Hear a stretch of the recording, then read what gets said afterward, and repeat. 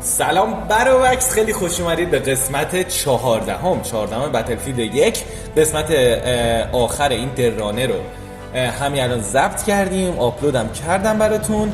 خب بریم قسمت بعدی بچه، توی فصل Nothing is written. خیلی جالبه، بریم. In the deserts of Arabia, an insurgency war was raging years before I got to France. Tribes of Bedouins had united to fight a war that was very different from the one we fought in the trenches. Using small mobile units, they challenged the might of an empire, and they were rallied around the ideas of a single, influential warrior. Ideas of freedom and change. بچه مثل این که تو عربستانه این جنگ و عرضم خدمت شما که میگه توی گروه های کوچیکی می جنگیدن ولی ایده بزرگی داشتن و آزادی خواه و اینا بودن. خب بریم که قسمت هیده این پلین سایت، بریم که قسمت اول این فصل رو شروع کنیم. امیدوارم لذت ببرید دوستان. بهار 1918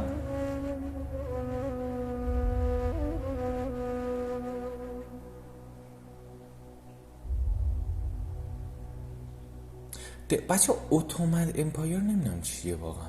اتومن امپایر نمیدونم دشمن جهانی، دشمن قبلیمون هم بود، واقعا نمیدونم.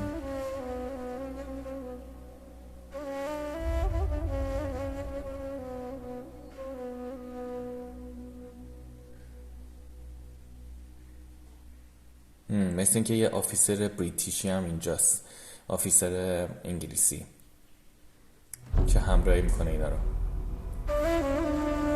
The Arabian Desert, a vast ocean of drifting sands and scorched, sun-baked rocks. Beneath these endless dunes, oil, the lifeblood of our new mechanical century. For more than 400 years, the Ottoman Empire has ruled these lands, controlling all that's to be found here. But the Ottomans do not rule unopposed. Small bands of Bedouin rebels have united to overthrow the empire. They strike without warning and then vanish into the desert. Fighting alongside them is a lone British officer whose exploits have earned him wide renown. The world has taken to calling this man Lawrence of Arabia. بچه‌ها مثل این که یک گروه همونطور که گفتم بذارید استاپ کنیم، یک گروه کوچیکی هستن که میرفتن با این کسایی که اومدن عربستان رو بگیرن میجنگیدن و عرضم خدمت شما همین که میرفتن نابود میکردن سریع توی صحرا ناپدید میشدن. But you also hope for a dash of luck.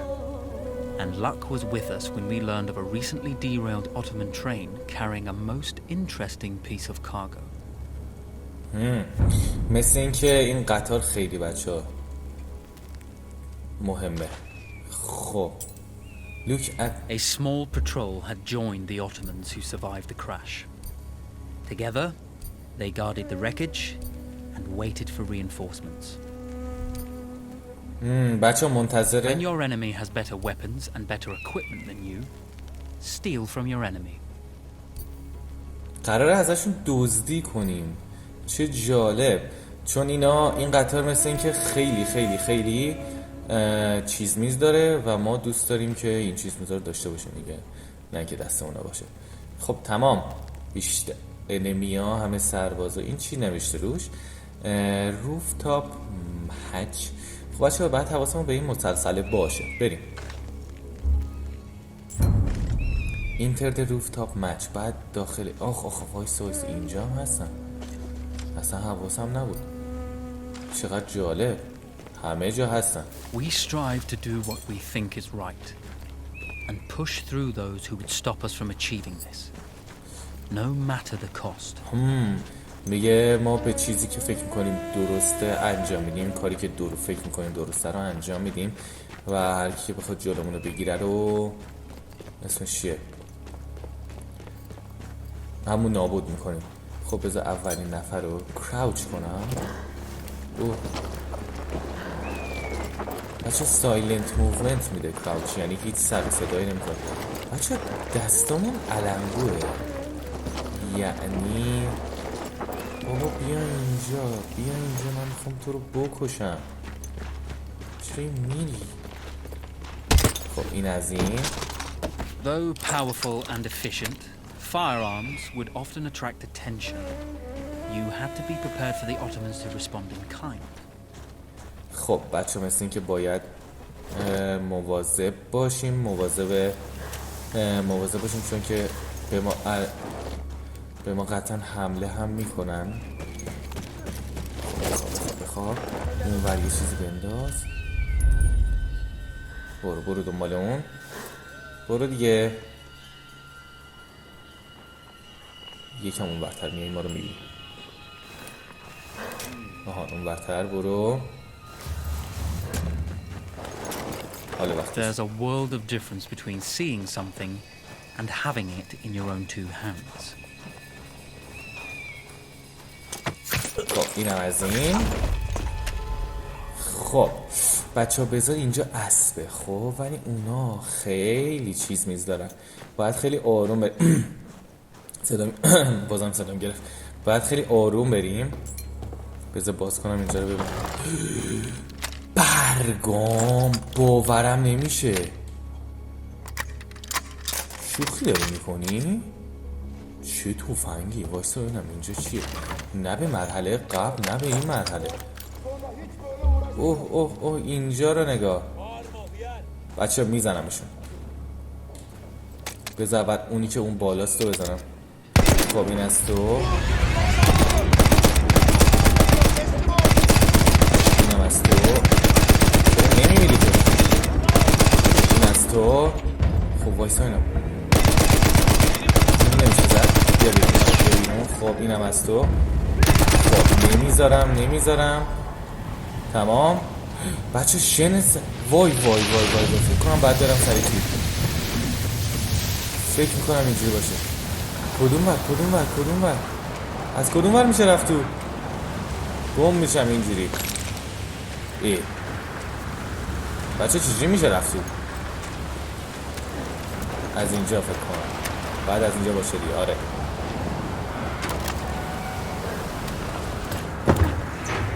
خب search for the code book.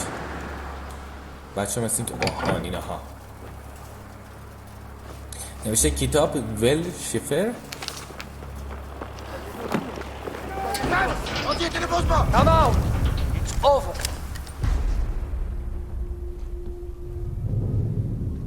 Well, you did not think we would be fast enough to catch you here, did you? Lawrence of Arabia.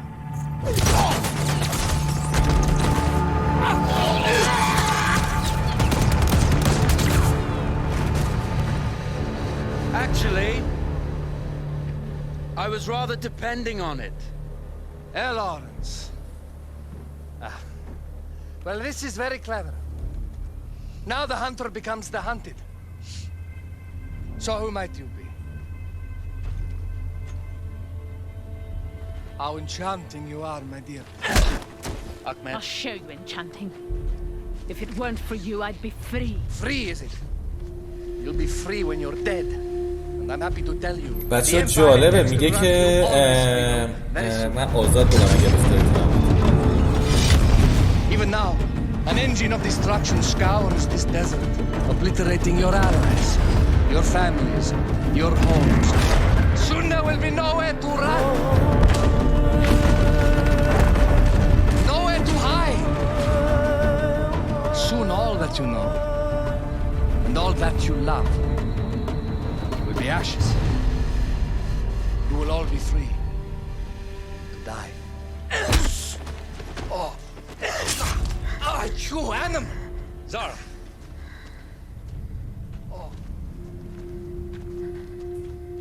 Now I understand that you would like nothing more than to strip the flesh from that man's feet and send him off into the desert naked to die. But think about it. You're right. بچه مثل این که خیلی بعد کسی که بودیم همین لورنس آف عربیا نبود، این مرد است. ما اون زنه بودیم. How to lie to your train so we can lure it into a trap and destroy it. Impossible. To even begin to talk to that train, you would need an entire book of communication codes. Oh, like this one, you mean? بچه این کودا مثل اینکه کودهای کامیونیکیشن، کودهای صحبت کردن و ارتباط برقرار کردن بین اون قطار است، قطاری که نشون داد. We shall see, my friend.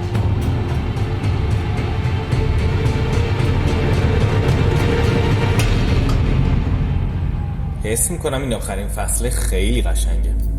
Of course, obtaining the code book was not enough.